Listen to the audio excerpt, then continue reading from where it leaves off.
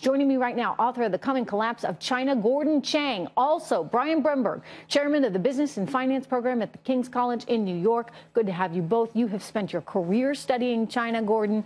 What is it that we can do right now, and will it matter enough for China to actually care about getting rid of the likes of Kim Jong-un? Yeah, we have two things we can do which are really will push China in the right direction. One of them is we can declare Bank of China, one of their so-called Big Four banks, a primary money laundering concern under Section 311 of the Patriot Act. Are they, by the way? Well, they certainly are, because the UN report last year said that Bank of China devised and operated a money laundering scheme for the North Koreans.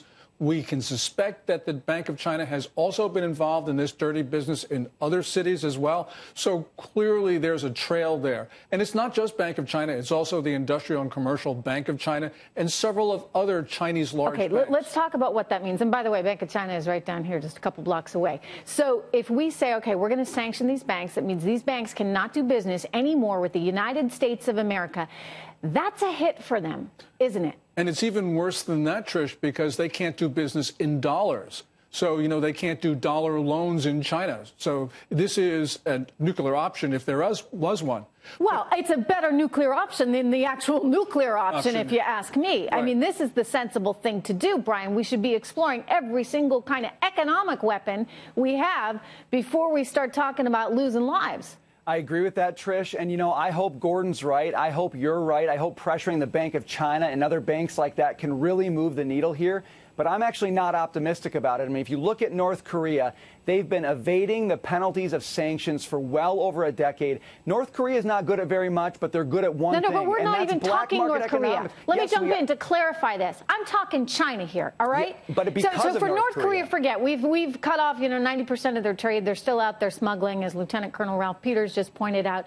So whatever with North Korea. What I'm concerned about is the Kim Jong-un regime and destabilizing that regime. Right now, there's no will in China to actually do that, Brian. And so we've got to create the will. How do we do that?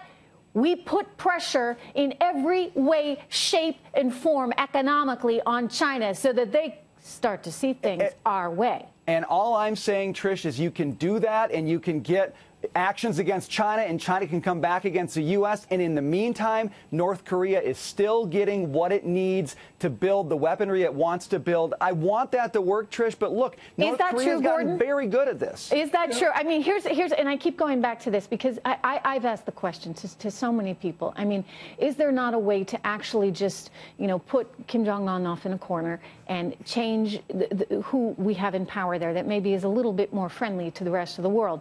And what I keep getting told is we can't do that because we don't have the right intelligence. We haven't had that relationship with North Korea that China has. But China, and you heard James Woolsey, Ambassador Woolsey, former head of the CIA, saying that earlier in the show, they have that capability. So all I'm saying, Brian, is let's start to have a real conversation with China so that they understand we want them, Gordon Chang, to use that capability. Yes, now. And certainly, it's not only China's overwhelming economic leverage over the North Koreans and China being the primary diplomatic supporter of North Korea. China supplies confidence to regime elements. I can say maybe Beijing will never be able to convince Kim Jong-un to do anything, but it can convince those people around Kim who are the core of the regime, the generals, the admirals, the party secretaries, all the rest of those guys.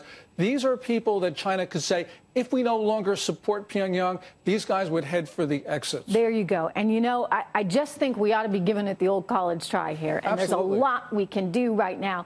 Let's use every bit of leverage we have. Certainly economically. We hope it doesn't mean militarily. But we've got the ammunition, and we need them all to recognize it. Thank you so much, Gordon and Brian. Good to have you guys here. We've got a lot more next.